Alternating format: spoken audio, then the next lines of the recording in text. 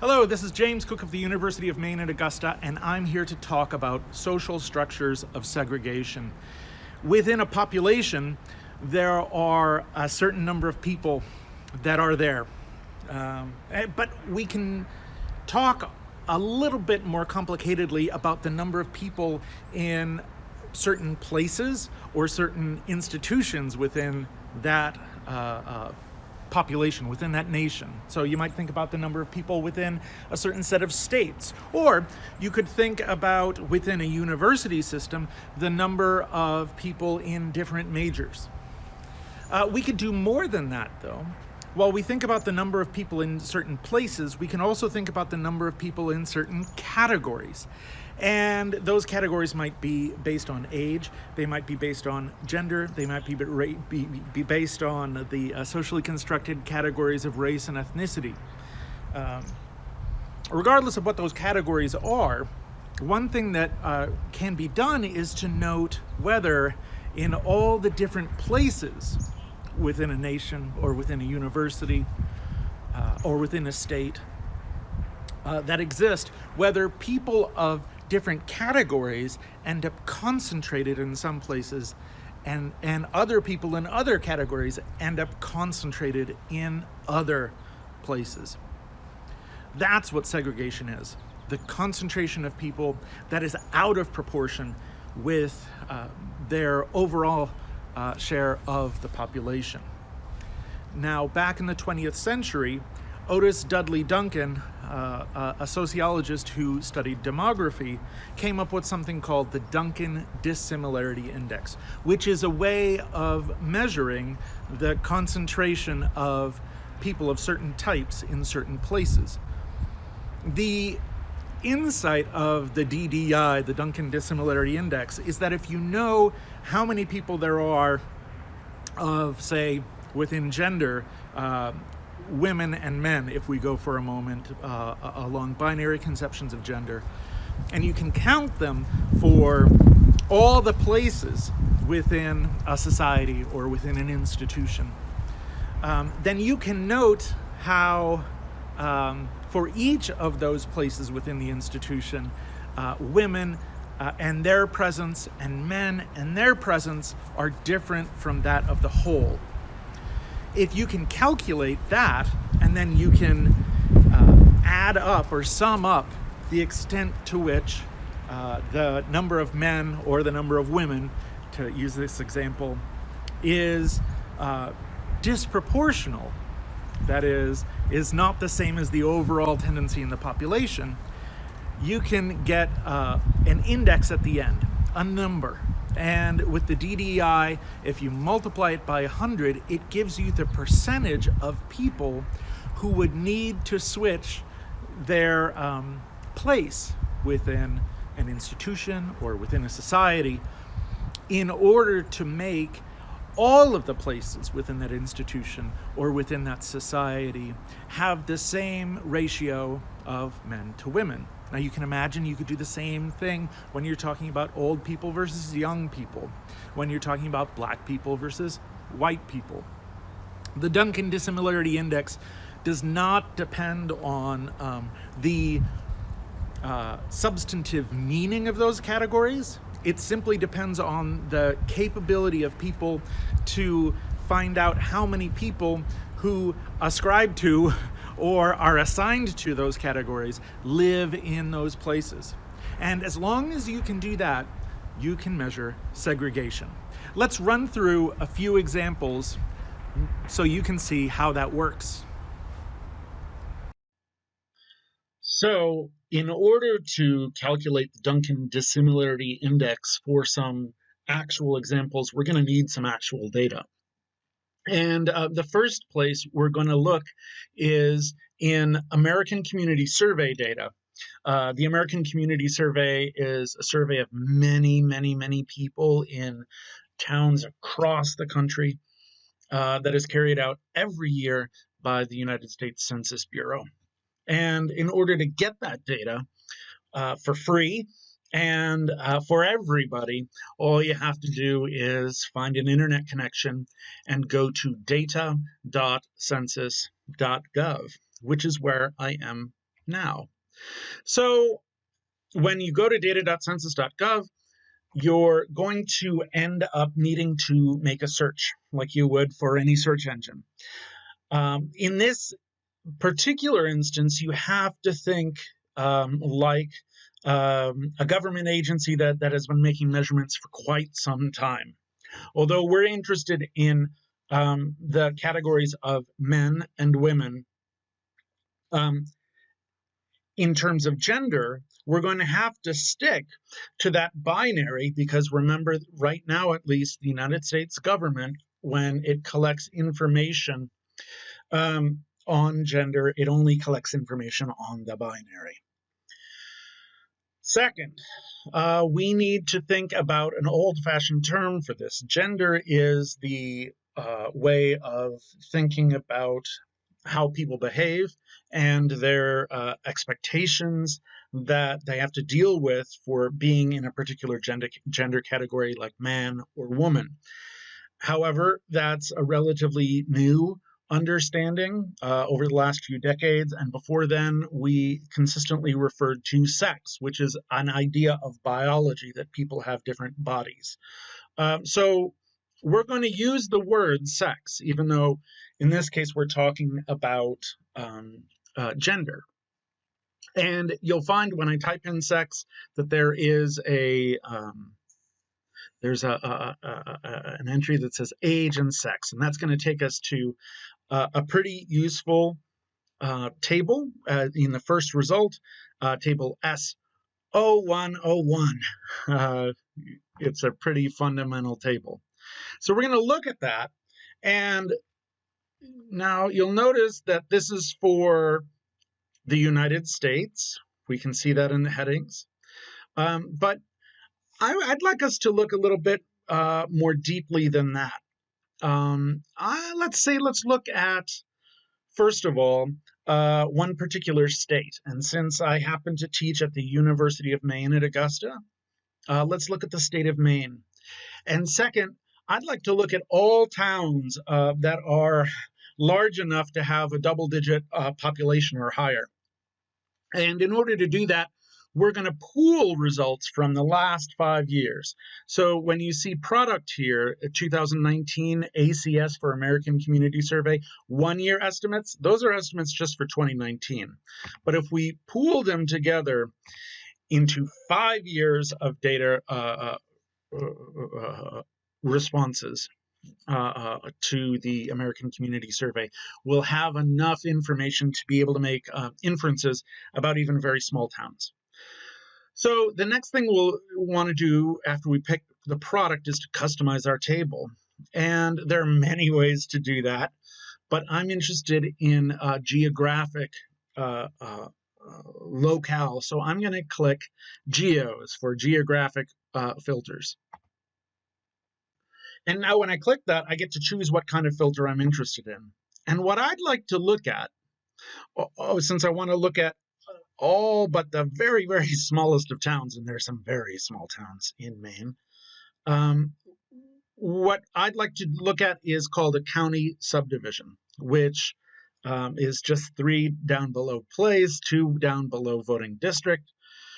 It turns out that for the state of Maine, that gives the best results for small towns. And let's take a look at all county subdivisions in Maine. And once we do that, and we hit close, we're told that table is just too large to display, so we could download that table.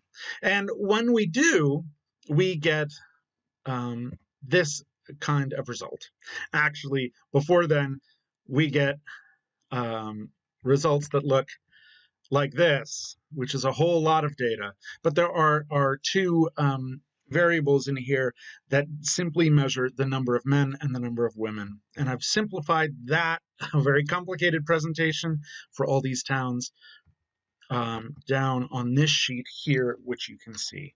It starts with the town of Abbott, and it goes all the way down to the town of York in the south.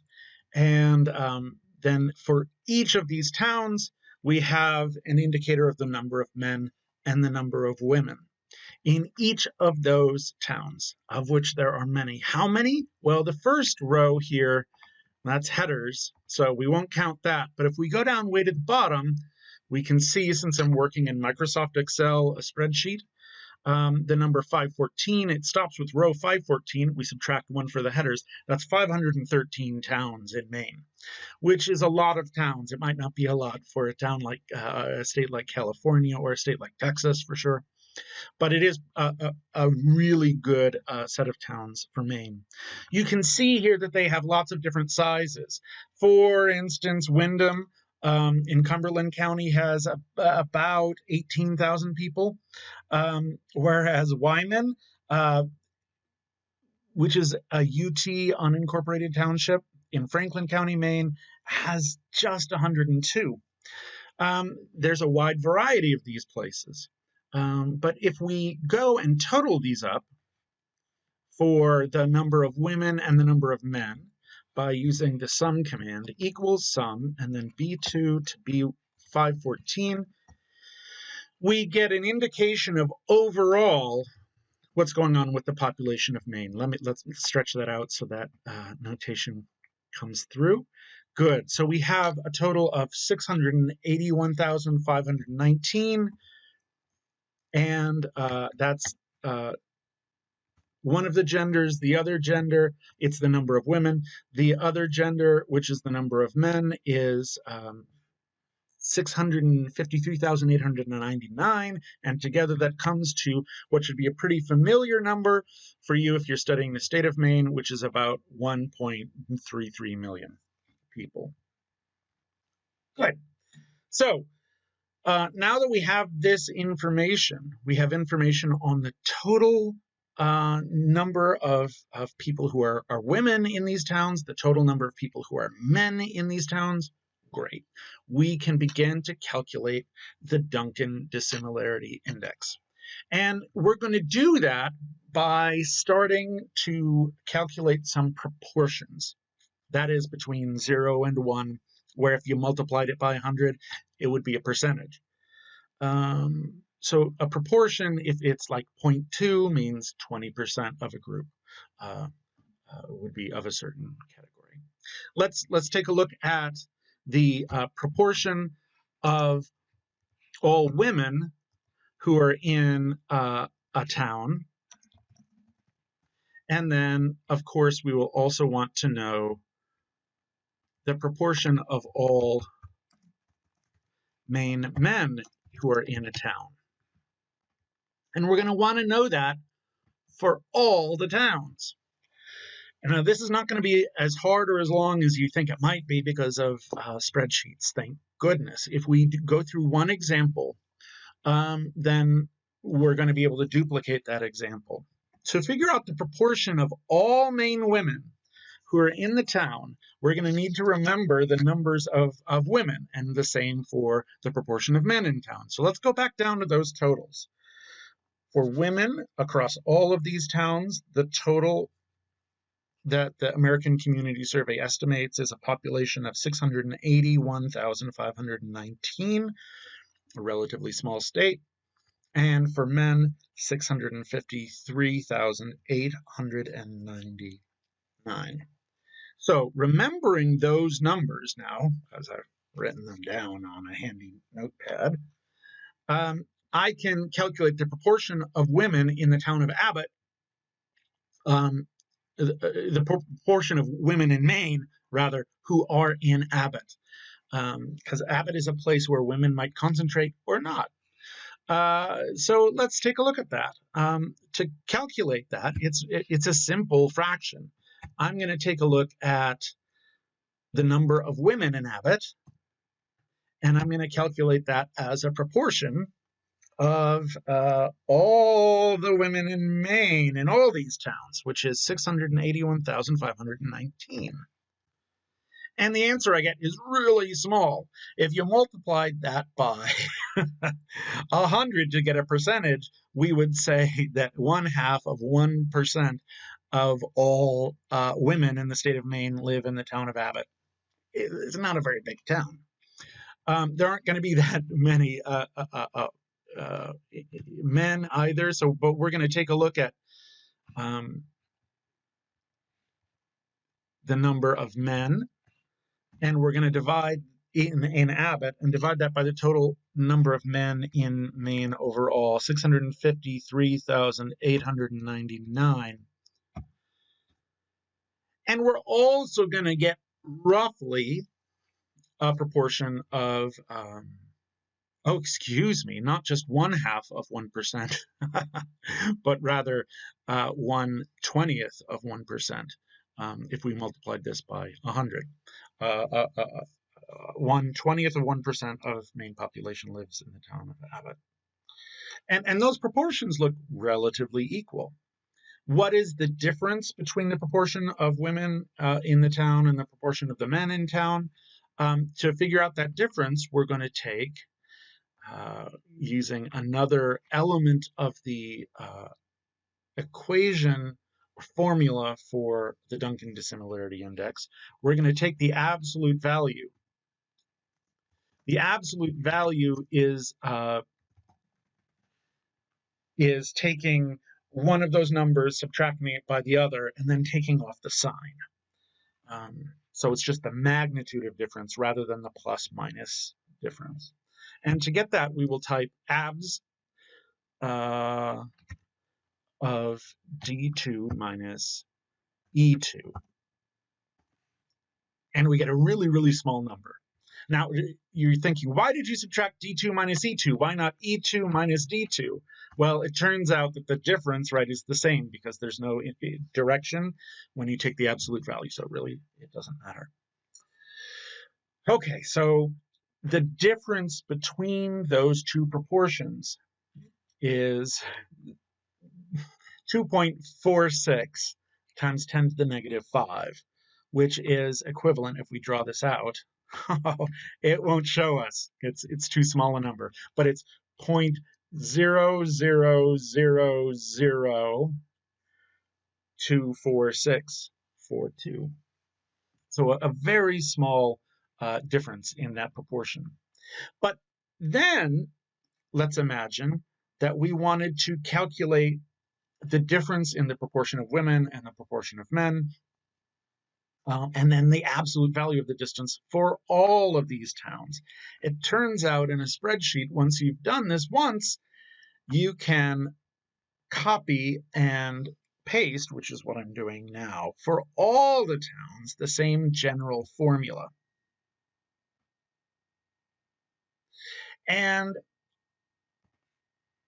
that's great. We'll notice that sometimes these numbers are relatively large, sometimes they're relatively small. So, for instance, if we take a look at Portland City, here we have for our column D, which is the proportion of all Maine women that live in Portland, 0.0501, which means that 5% of all women who live in Maine live in Portland. Only 4.95% of all men who live in Maine live in Portland. Okay, so then the difference between the two is literally one number minus the other number, take the absolute value. So finally, in order to get the Duncan Dissimilarity Index, we would do two things. First, we're going to sum it up and then divide by 2. So this is really quick. We're going to sum up those numbers, F2, because the first line is the headers, to F514. Now you notice they're all selected. Okay, and that gives us a total of 0.07. If we divide that by 2, which is F515 divided by 2, we get 0.037877594, which tells us if we multiply that by 100, it gives us a percentage term that we could use in a sentence.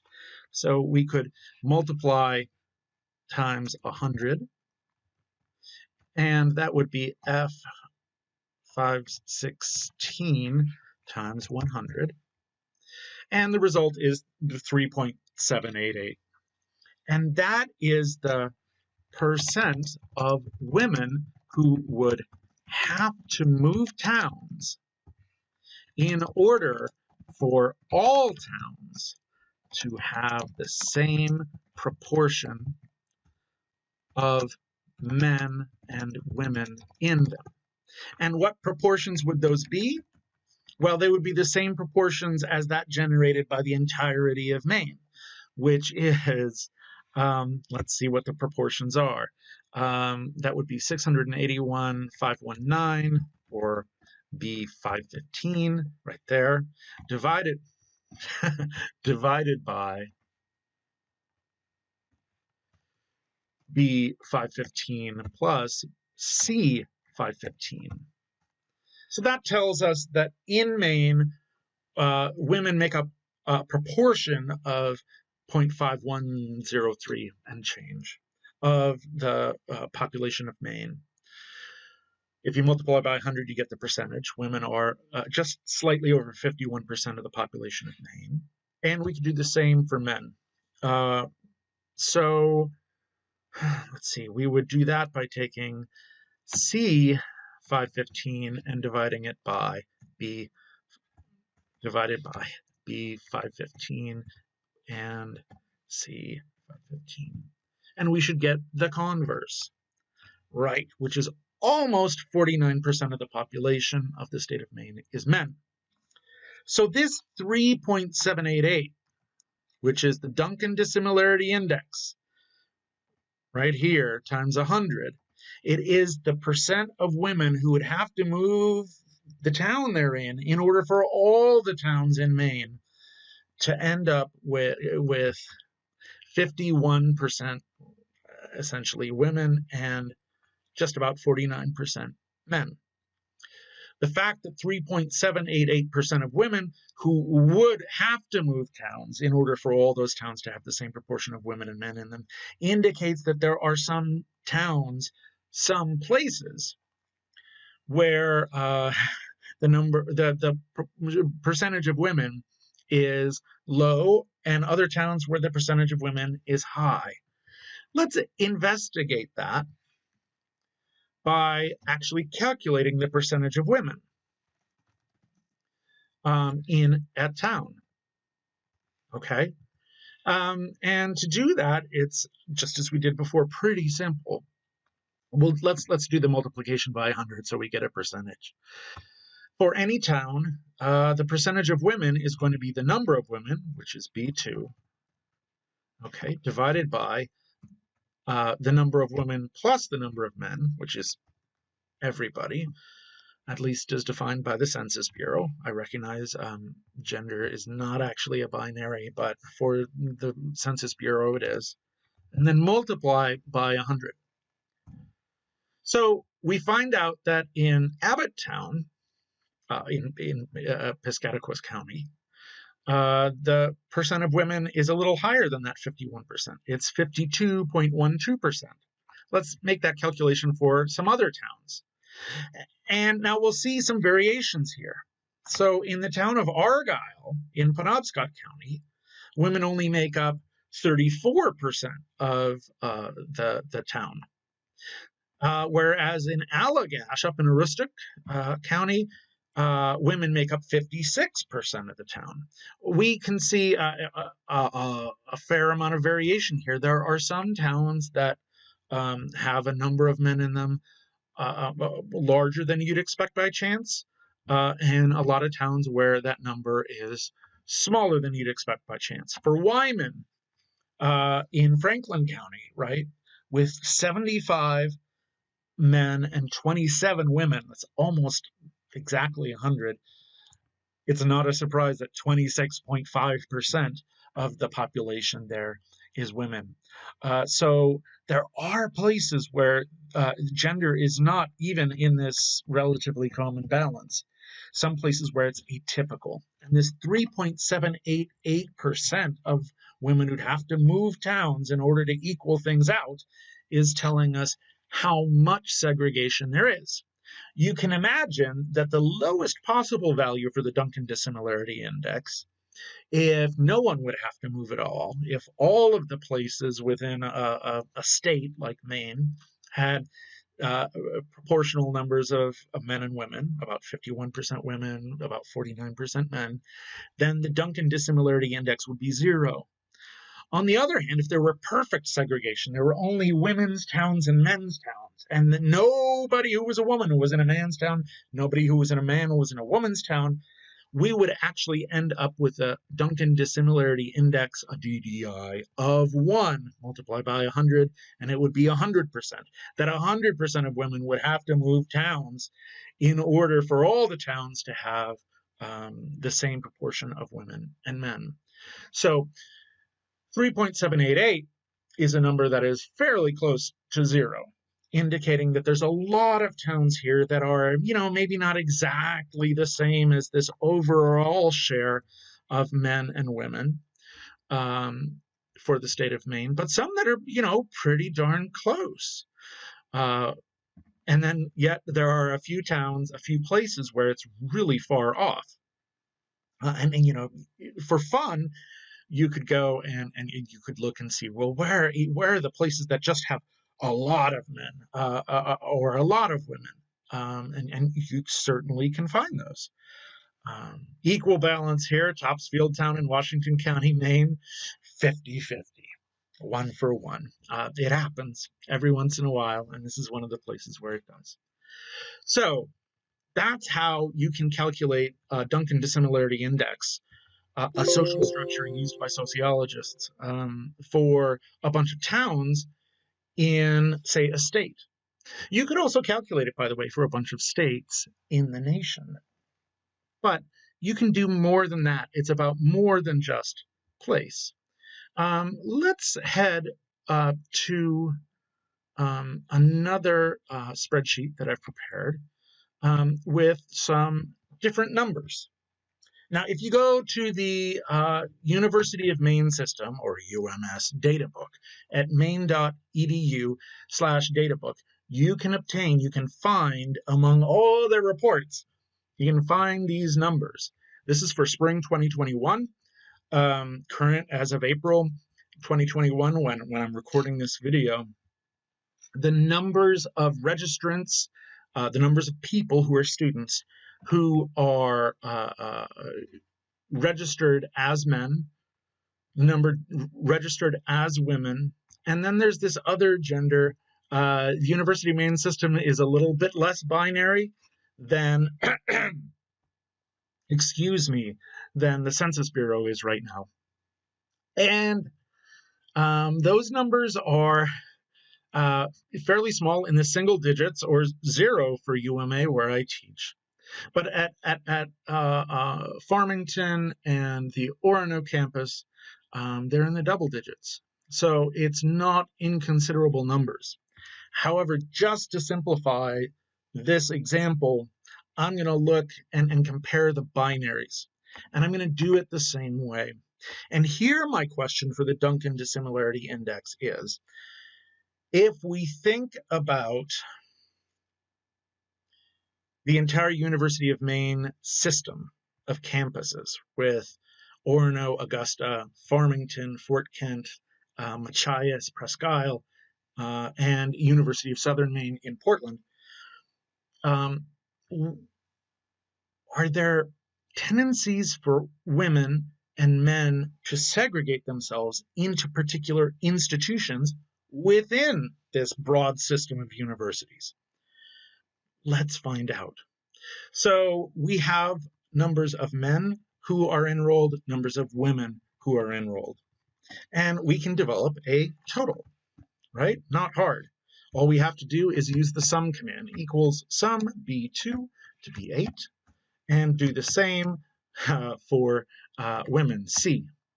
And there's something really interesting that's going on here already. So education is an institution to which you have to apply, and only certain numbers of people choose to apply, and only certain numbers of people choose to be accepted. So it is not representative of Maine overall. How do I know this? Because if we look at the percentages here,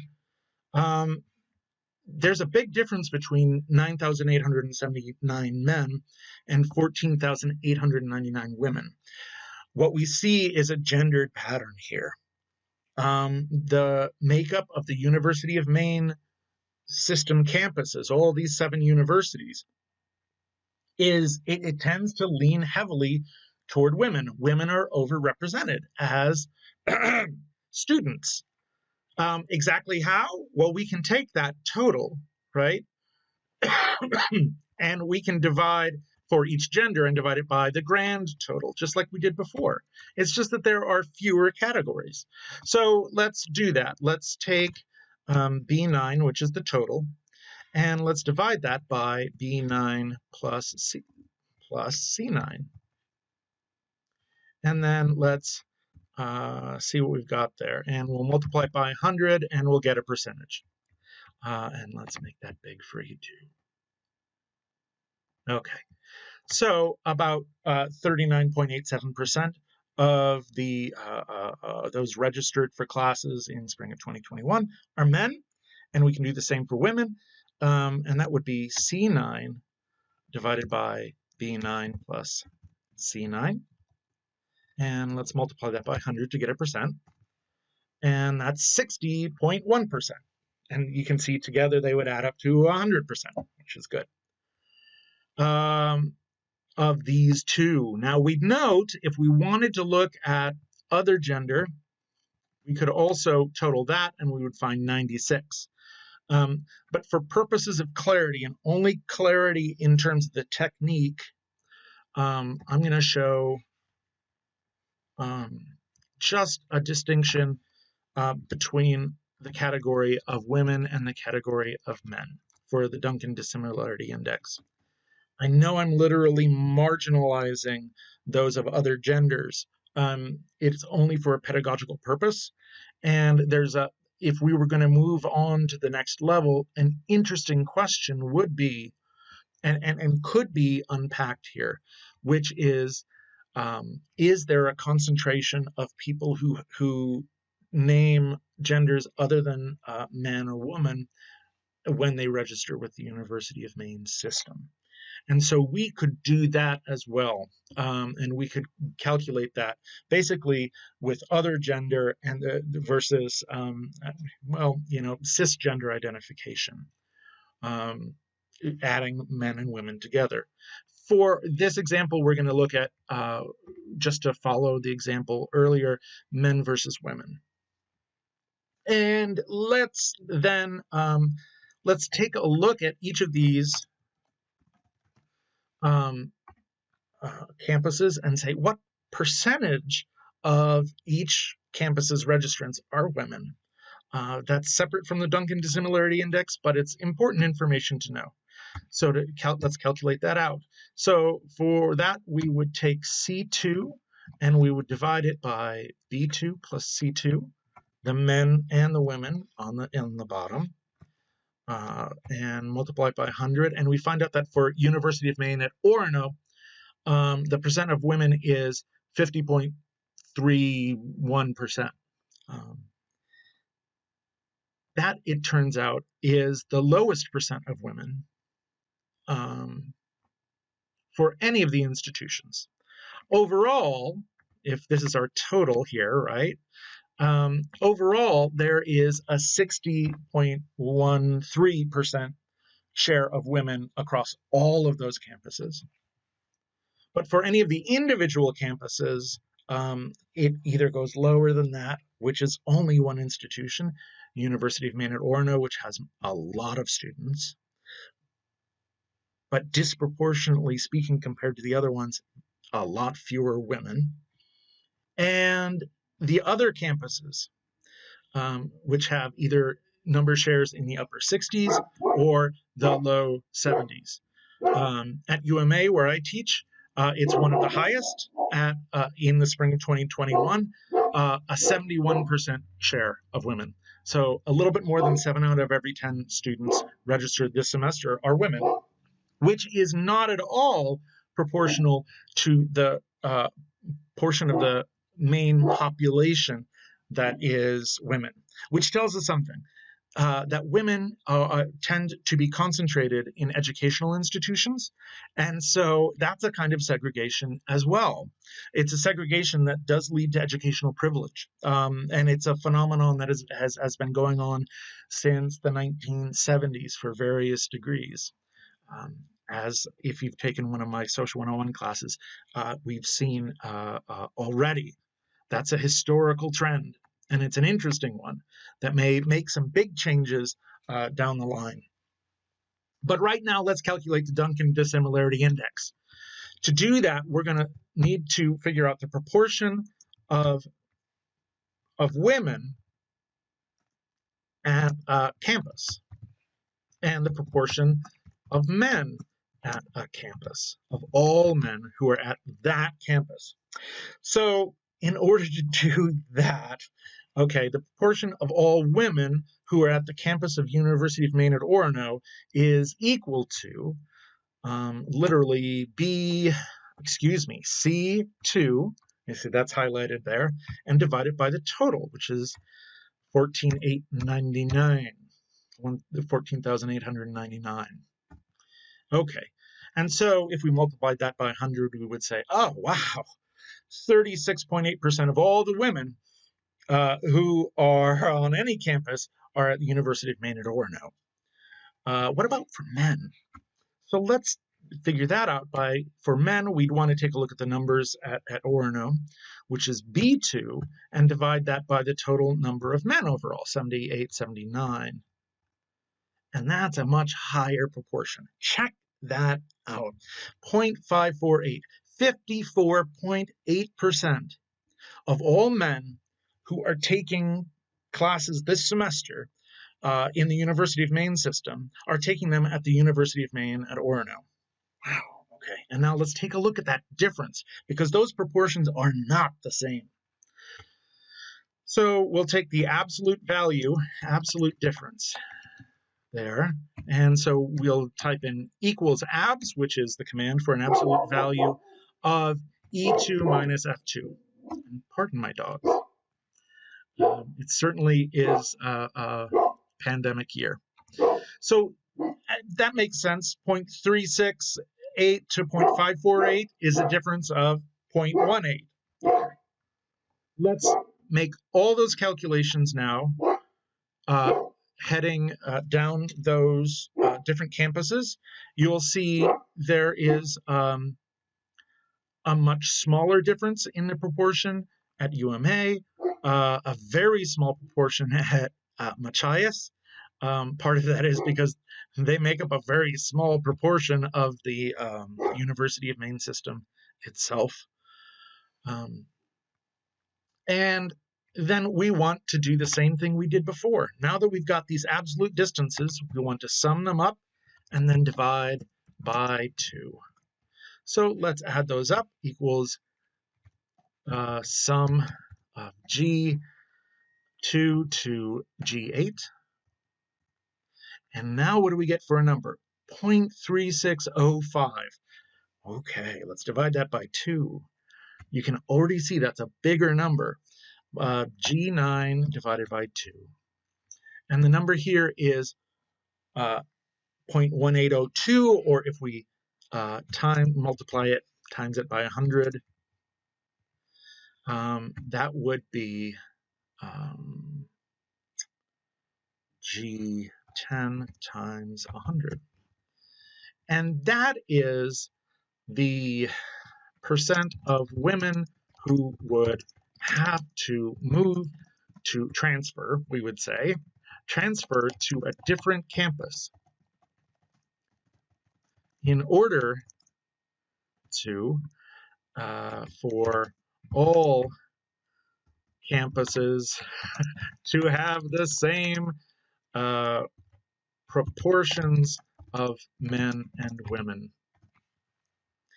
And that's the interpretation of that DDI, that Duncan Dissimilarity Index, 18%. In other words, if we compare that to what we had before, which was the Duncan Dissimilarity Index for towns in the state of Maine, only 3.78% of women would have to move towns. When it comes to campuses, boy, these are pretty gender segregated campuses, because 18%, almost 1 in 5 women, would have to move to a different campus and switch places with the man. So the man would have to move too, okay? They'd have to switch places in order for campuses to have the same proportions of men and women. That's a big deal. That's a lot of switches. And we can then conclude that the University of Maine system is segregated according to gender among its campuses, between the campuses. Now, you can look up a lot of other information in the University of Maine system data book, but I will tell you this: the single university campus in the public University of Maine system that gets the most state funding per student taught is the University of Maine at Orono. And it is also the one campus where women are least represented. And that, my friends, is what we call an institutional gender stratification structure. Now, we don't know what the reasons are for the concentration of men at the University of Maine at Orono campus. We don't know if it's due to purposeful intervention by admissions officers. We don't know whether it's due to purposeful choices made by people when they apply to different campuses. We don't know if it's because certain shares of people of different genders at different campuses maybe decide to leave at different rates. It could be any of those three.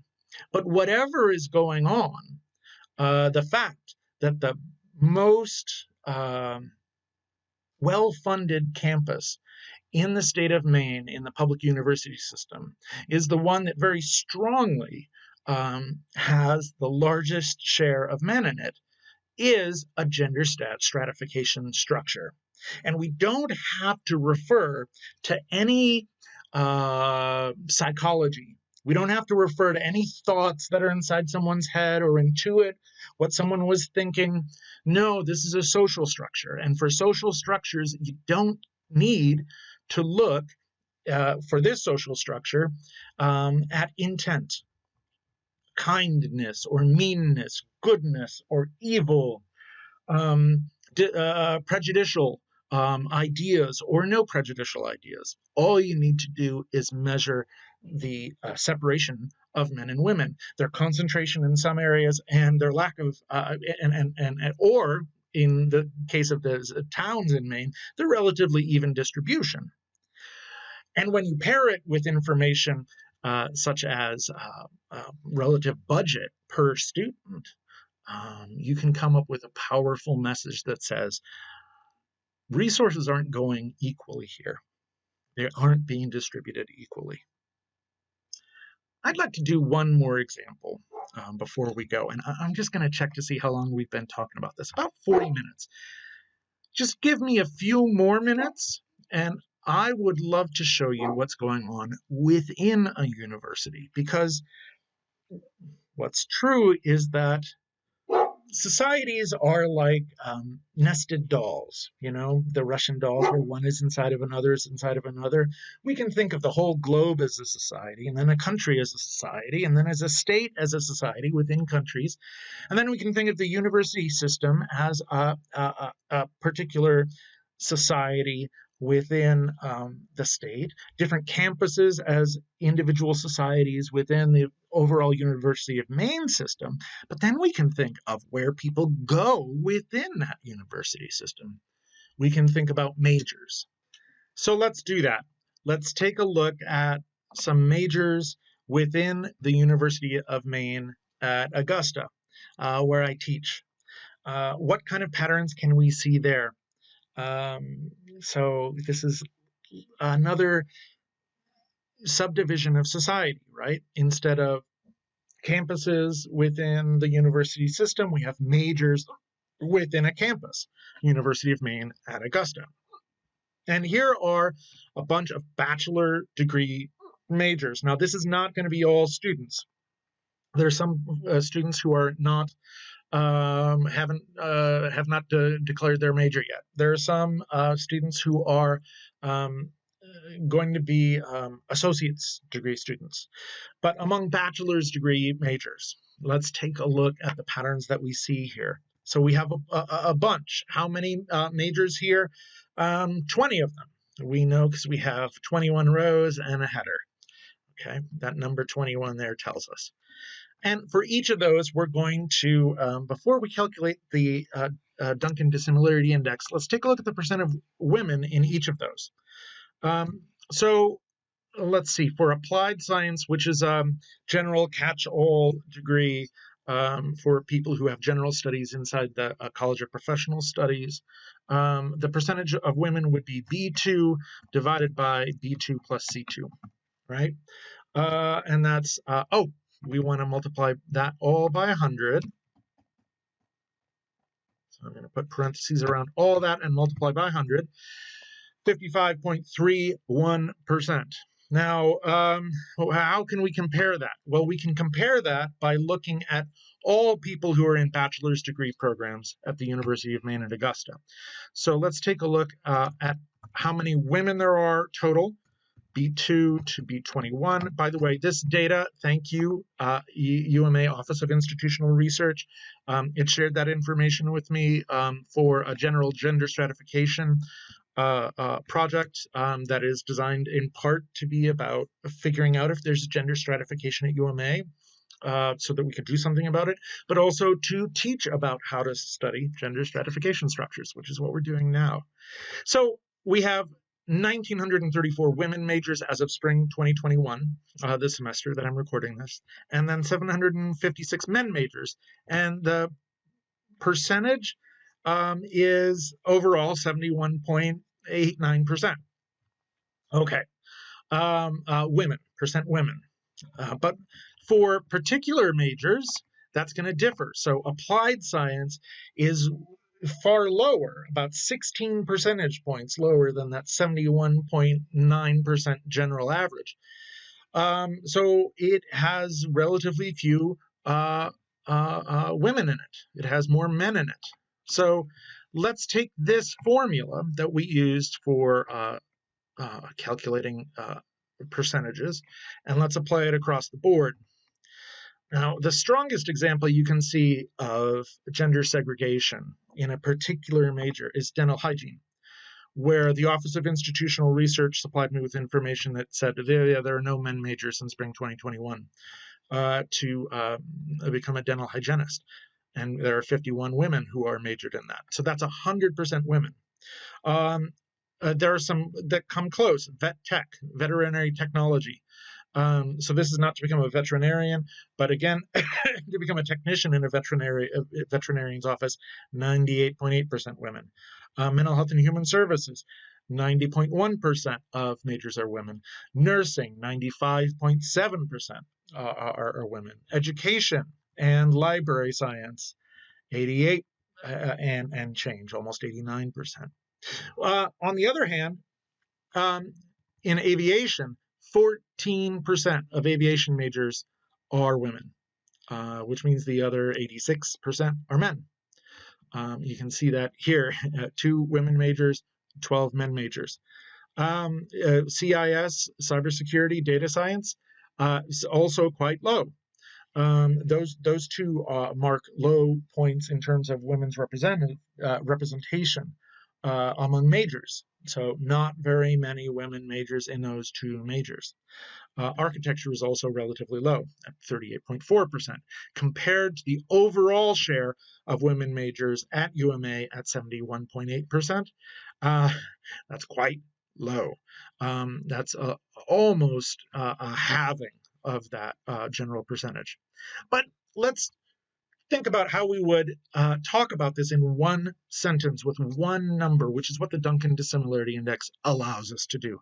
So to do that, we'll need to take a look at the proportion of all women who are in a major, and the proportion of all men who are in a major. And then we're going to want to remember the absolute difference between the two. And I'll want to put that in there for sure. The absolute value gives us the magnitude, not the sign of the difference. So to get the proportion of women in one of these majors, so all women are 1,934 majors. So we're going to divide by 1934, but what are we going to divide by 1934? Well, the number of women majors in the first major that we're working with, applied science, which is, so cell B2, the number is going to be 52, but we refer to it as cell B2, divided by 1934. And, okay, then we're going to take a look at the proportion of men in that major. And for that, we're going to take a look at C2, and we're going to divide that by the total number of men, which is a much smaller number. So to say that 71.9% of students who have bachelor's degree majors are women is to say that there are more than 2 women for every 1 man at UMA. So when you divide by a lower number, you get a higher number. So this is, if we multiplied these proportions again by 100, we get percentages. And this would be 2.6% of all women are applied science majors, but 5.6%, if we round up, are of men are applied science majors. So men are overrepresented here by a relative share of about twice as much. The absolute difference between the two is gotten by entering equals for the formula and the command abs to determine an absolute value of E2 minus F2. And if you did the math, you would see that 0.028 and change plus 0.026 and change is going to equal 0.055 and change. Okay, let's take those measurements and let's bring them down. Okay, for every one of the 20 majors at UMA that we have measured here, right, and they're bachelor's degree majors, then we're going to need to do the same thing we did before. We're going to want to sum it up, and then we're going to want to divide by 2 to get the final Duncan Dissimilarity Index. So let's do that. Let's take the sum of G2 to G21. There, it's showing me the numbers, so I'm sure I'm not making a mistake. And then I'm going to divide that. Wow. See that number? Divide that number by 2. So how do we include that? Oh, if we multiply it by 100, we would get 42.17%. Okay? Rounding down because 3 is less than 5. So 42.1% of women would have to switch majors with a man in order for all majors to have the same proportion of men and women. Or rather, there would be different proportions for men and different proportions of women, but that's a little clearer. In order for all majors to have the same proportion of women in them, what proportion would that be? 71.89591078%. That's a lot more segregation than we have seen before. So remember that we started with towns. And in towns in Maine, only 3.788% of women would have to move from one town to another, switching with a man there, like they're trading houses or apartments, in order for all towns to have the same proportions of men and women in them. Then we looked at the campuses and we said, wow, A lot bigger than that is 18%. 18.029% of women would have to transfer to a different campus and switch with a man who would, take their spot in the old campus in order for all the campuses to have the same proportions of men and women in them, which would be 39.87 and 60.13%. But when we take a look at majors within UMA, the segregation skyrockets really high. So it's not 3.7%, it's not 18%, it's 42.17%, nearly half. 4 out of 10 women would have to change their majors at UMA in order for all majors to have 71.9% women and 28.1%, if I'm doing my math right, men. That's a lot of changing that would have to happen. What it's telling us is that the one social location among the states, and then the universities within the states, and then the majors within one particular university, the one place where most of the sorting of men and women into difference, the concentration of women in some places and the concentration of men in others, the place where it's happening the most is in majors. Now, we can return to the same question we asked before, which is, does this have to do with psychology? Does this have to do with people's choices, the majors they choose? Does it have to do with culture, which is what we learn to expect for ourselves? We learn how to identify ourselves, which then informs our choices, which is kind of social psychological. Or is there something else sociological going on that is pushing men and women into these different majors? Not necessarily as a matter of their choice, which is a highly structural argument. We don't know because we haven't interviewed the students here. Frankly, it would be very difficult to interview 1,934 women majors and 756 men majors. Just try to interview well over like 2,700 students, and you'll find that it's almost impossible. And that's the wonderful gift of the Duncans, Otis Dudley Duncan and Beverly Duncan, when they developed this segregation index, the Duncan Dissimilarity Index. You don't have to interview people. You don't have to see their wishes and wants and desires. You don't have to steer by them. Knowing that many people, when they relate what's going on in their mind, actually end up saying something that is not reflected later on, who's to say that they'd give us the right answer? We don't have to worry about that now. This is a purely social structure. And as such, it tells us, it diagnoses a situation. There are many ways, if we wanted to have equal shares of women and men in different majors, there are many ways that we could go about making that change. But that's for another day. For this day, we can establish right here that there is a gender segregation that is going on as a matter of a social structure. A social structure is a pattern in interaction and affiliation that occurs and can be measured and charted, and here it is. It can be boiled down to one number. It can be charted out by major, and we can at least see it for what it is. Men and women have different experiences at UMA because they have different majors. They have different career destinies because they have different majors. They are at different universities to begin with, particularly strongly.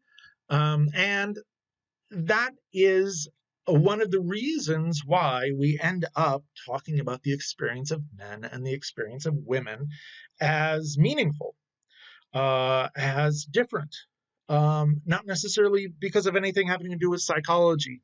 If you've taken my sociology of gender class, you know that the idea that men and women have fundamentally different, say, psychological makeups turns out not to pan out. But men and women do have very different social experiences, and this is one aspect of them. Just one point in the life of a person. What other kinds of ways could you measure the segregation of men and women? Could you measure it by a religious institution? Sure.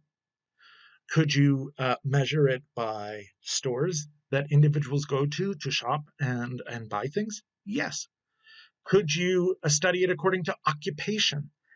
Absolutely. The Bureau of Labor Statistics keeps numbers on these sorts of things, and you can calculate the Duncan Dissimilarity Index for occupations.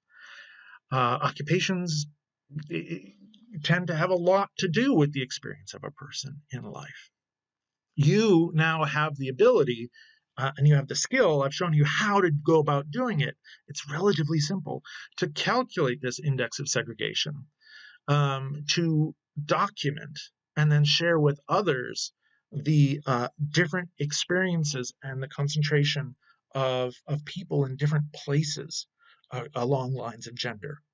Finally, if you can do this by gender, you can do this by age group, you can do it by race, you can do it by a language spoken, you can do it by nationality, you can do it by any major social consistently measured categorization that occurs. And you can ask the question, is this category actually a point of social distinction? That's what the Duncan Dissimilarity Index can tell you.